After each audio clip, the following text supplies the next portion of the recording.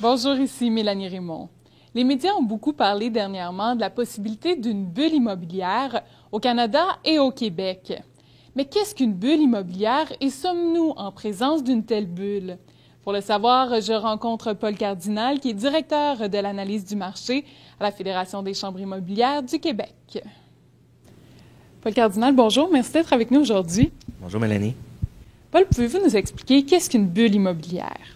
On va parler d'une bulle immobilière lorsque la croissance du prix des propriétés va s'éloigner de manière significative de ce qu'on appelle les facteurs fondamentaux.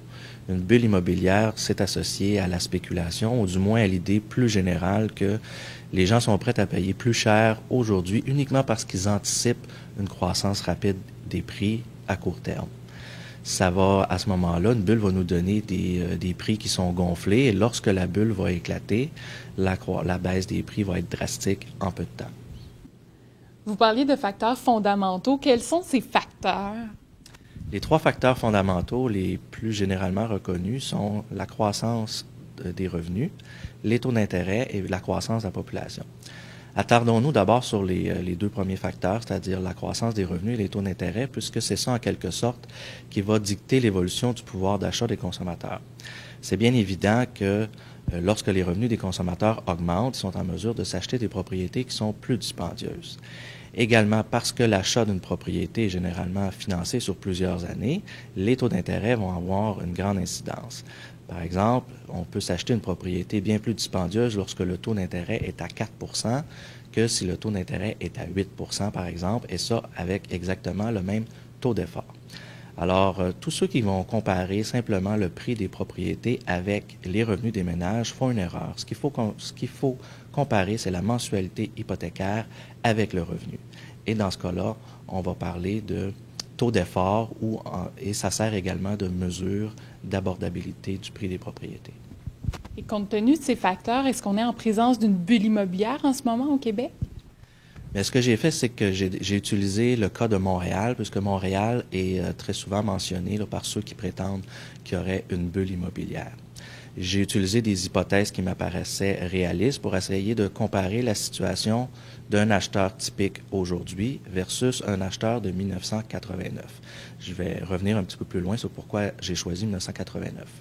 Supposons un acheteur qui verse 10 de mise de fonds, qui amortit son prêt hypothécaire sur 25 ans et qui choisit un terme de 5 ans. Supposons aussi qu'en 1989, il était en mesure de se payer une propriété de 100 000 Grâce à la croissance de ses revenus, en supposant qu'elles ont suivi la moyenne des augmentations, et grâce à des taux d'intérêt qui sont beaucoup plus bas, ce même acheteur-là, avec exactement le même taux d'effort, était en mesure de s'acheter une propriété de 270 000 en 2009.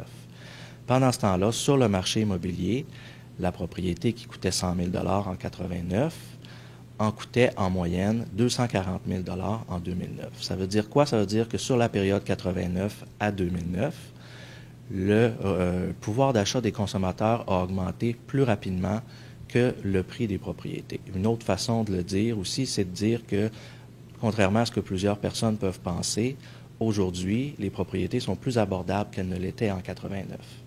Maintenant, pourquoi j'ai choisi 1989 comme point de comparaison, c'est que c'était la fin d'une période de flambée des prix à Montréal, d'une part.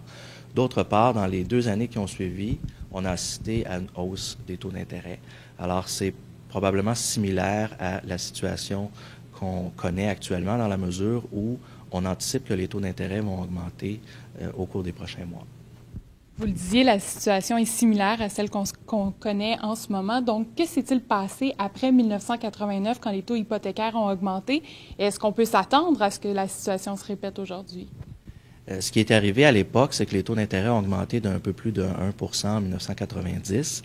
D'abord, il y a eu une baisse des ventes. C'est seulement 2 années plus tard qu'on a vu une incidence au niveau du prix des propriétés. Entre 92 et 96, le prix moyen d'une propriété a graduellement perdu 4 dans la région de Montréal. Mais bien sûr, l'histoire se répète jamais 2 fois exactement de la même façon. Il y a plusieurs différences quand même entre 1989 et aujourd'hui. Par exemple, on sait aujourd'hui que les dettes des consommateurs, autres que son endettement hypothécaire, sont tout de même plus élevées, ce qui fait en sorte qu'il est plus sensible à une augmentation des taux d'intérêt. Par contre, on pense que l'augmentation des taux ne devrait pas dépasser 1% d'ici la fin de 2011. Aussi, il y a un sondage de l'Association canadienne des prêteurs hypothécaires accrédités qui nous renseignait à l'effet que 85% des propriétaires canadiens seraient en mesure d'absorber une hausse de taux d'intérêt de 1%. Ce qu'on pense qui va arriver au cours des prochains mois avec la hausse des taux d'intérêt, c'est que ça va venir modérer, bien sûr, la croissance des prix.